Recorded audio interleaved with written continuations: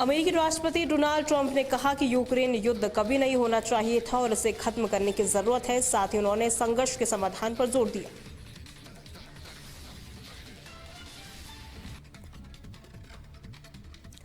France के राष्ट्रपति ने प्रधानमंत्री नरेंद्र मोदी को धन्यवाद देते हुए कहा कि देशों की साझेदारी उन्हें और ज्यादा मजबूत बनाती है। साथ ही उन्होंने भारत फ्रांस मित्रता पर अमर बताया।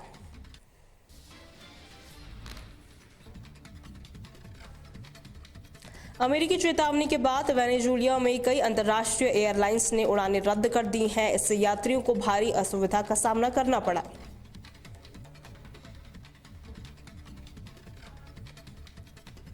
प्रधानमंत्री नरेंद्र मोदी ने G20 शिखर सम्मेलन के दौरान WTO प्रमुख से मुलाकात की। इस दौरान उन्होंने दोनों नेताओं ने वैश्विक व्यापार सुधारों पर चर्चा की।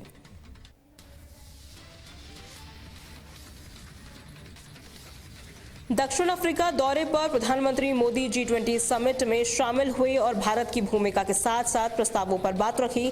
रविवार को भी कई वैश्विक नेताओं से मुलाकात की संभावनाएं जताई जा रही है।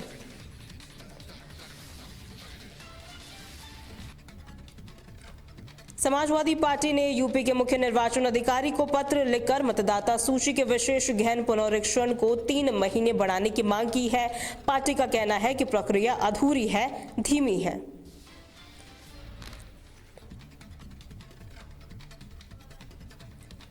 इजरायल दौरे के बाद पीयूष गोयल ने कहा कि FTA वार्ता के रास्ते खुल गए हैं। उन्होंने बताया कि भारतीय उद्योग और सरकार दोनों में उत्साह है।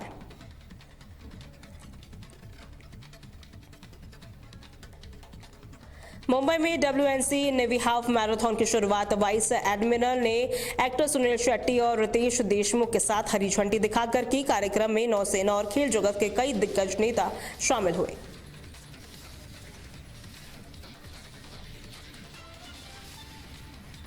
केंद्र द्वारा चंडीगढ़ को अनुच्छेद 240 के दायरे में शामिल करने की योजना पर पंजाब में राजनीतिक विवाद बढ़ गया है। वहीं सत्ताधारी दल और कांग्रेस ने इसका विरोध किया है।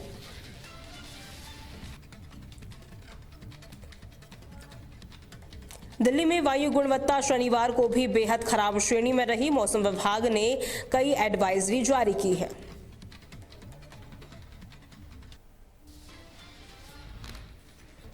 उत्तराखंड में अल्मोड़ा से हल्द्वानी जा रही कार क्षिप्रा नदी में गिर गई। वहीं इस हादसे में 3 शिक्षकों की मौत हो गई।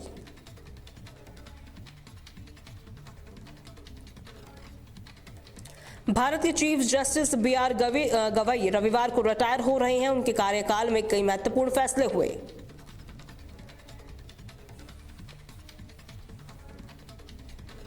लखनऊ में मुख्य न्यायाधीशों का 26वां अंतर्राष्ट्रीय सम्मेलन शुरू हुआ है। इस दौरान CM योगी ने 5 कालिदास मार्ग पर सभी अतिथियों का स्वागत किया।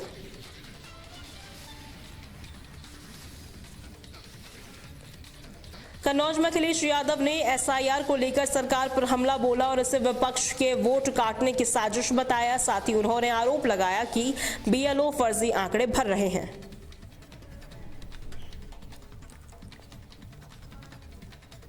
CM योगी ने जिलाधिकारियों को अवैध घुसपैठियों के खिलाफ सख्त कार्रवाई के दिशा निर्देश दिए हैं। साथ ही सरकार ने कानून व्यवस्था सख्त करने पर जोर दिया।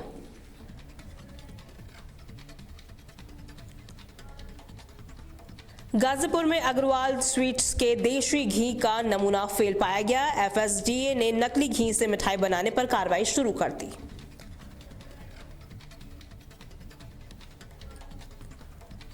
प्रतापगढ़ में SIR में लापरवाही पर एक प्रिंसिपल को निलंबित कर दिया गया। DM ने चेतावनी दी कि BLO के खिलाफ केस दर्ज नहीं होगा।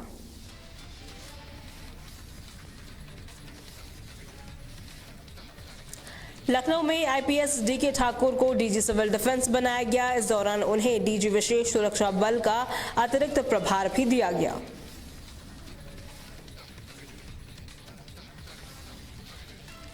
सीतापुर में मवेशियों को धुआं देने के लिए जलाई आग से छप्पर में आग लग गई। वहीं ग्रामीणों ने काफी मशक्कत के बाद आग पर काबू पाया।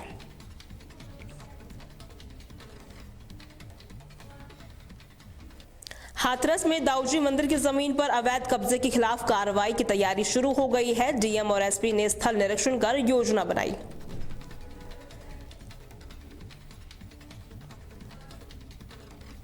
उन्नाव की सदर तहसील में अजगर निगलने से हड़कंप मच गया। काफी कोशिशों के बाद उसे सुरक्षित रूप से पकड़ा गया।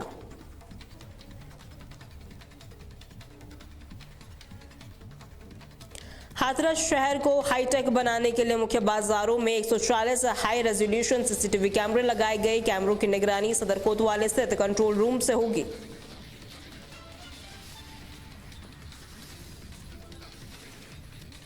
सहारनपुर में 7 लाख की लूट का खुलासा हुआ और 4 लोग गिरफ्तार किए गए। मजदूरों की मिलीभगत से हुई वारदातों में पुलिस ने नकदी, तमंचे और बाइक बरामद की।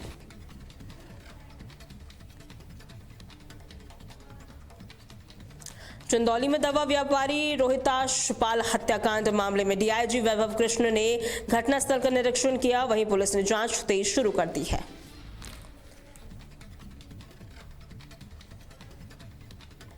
लखनऊ परिवहन विभाग 320 कर्मचारियों को बाहर करने की तैयारी में है। विभाग ने प्रदर्शन और कार्यक्षमता को आधार बनाकर कार्रवाई की प्रक्रिया शुरू कर दी है।